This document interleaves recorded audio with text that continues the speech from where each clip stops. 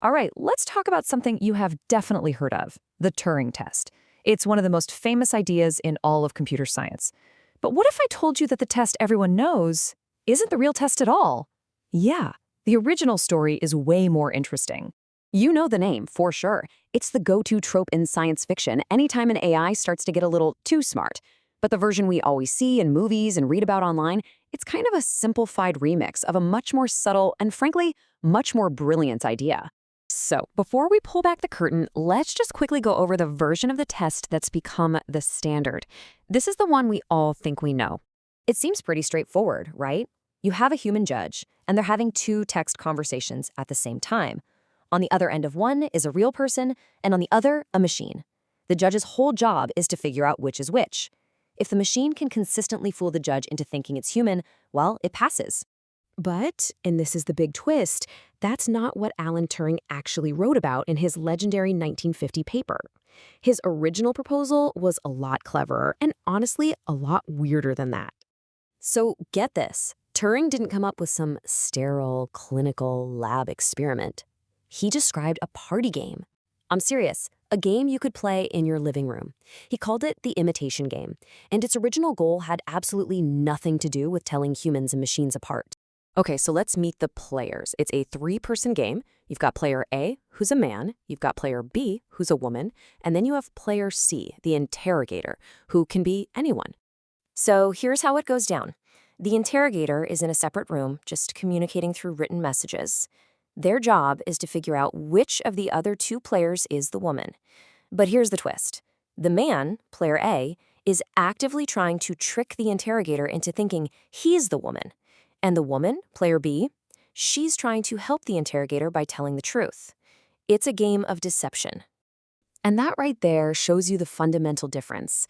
The test we all know is about a machine imitating a human, but Turing's original game was about a man imitating a woman. Only after describing this game did he ask the real question, what will happen when a machine takes the part of A in this game? So the machine's goal wasn't just to be human, it was to be a man imitating a woman.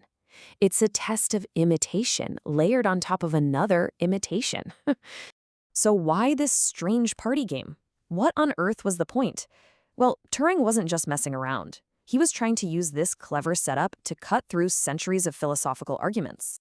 It all goes back to this single gigantic question from his paper. Can machines think? I mean, that's the big one, right?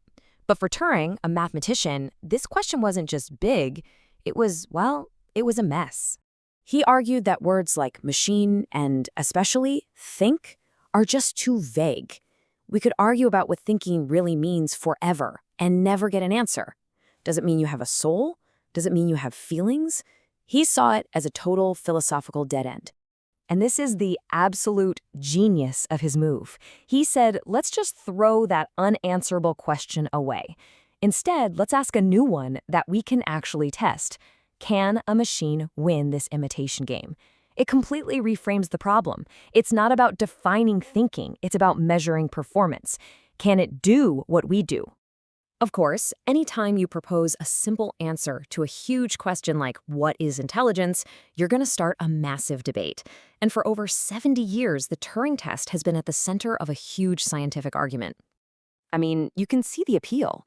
It's simple, it's a clear benchmark, and you can apply it to almost anything. But the critiques are just as powerful. Is a machine that's great at faking it really intelligent? And isn't it weird that to pass, a machine might have to dumb itself down? Make spelling mistakes or pretend it's bad at math, just to seem more human. The most famous attack on the test is probably John Searle's Chinese room argument. Picture this. You are in a locked room and you don't speak a word of Chinese, but you have a giant rule book.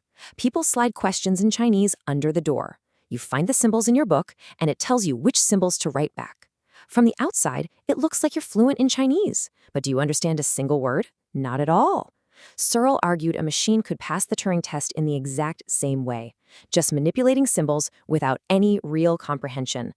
But for all the philosophical fights, Turing's basic idea, creating a test to tell humans and computers apart, has had this massive, sprawling legacy that we literally interact with every single day. You can see this idea evolving for decades. from super early chatbots like Eliza back in the 60s to the first official competitions, all the way to the launch of ChatGPT, which just blew the whole conversation wide open again. But there's one on that timeline you might not have expected. That's right, capture. You know, those squiggly, distorted letters you have to type in to prove you're human? The name is an acronym, and it stands for Completely Automated Public Turing Test to Tell Computers and Humans Apart. It is literally the Turing test, but in reverse. It's a machine testing your humanity. How wild is that? And the pace of progress lately has been just mind-bending. In 2014, it was a huge deal when a chatbot fooled a third of the judges. That felt like a massive milestone. Just a handful of years later, modern AIs are fooling judges almost 3/4 of the time. In some studies, they're even considered more convincing than the actual humans they're up against. And that brings us right back to the start. For decades, passing the Turing test was like the Mount Everest for AI researchers. But now that machines are basically summoning it with ease, we have to ask a new question. Does this mean we've finally created thinking machines? Or does it just mean we've created master illusionists? The game has changed, and we're all still trying to figure out the new rules.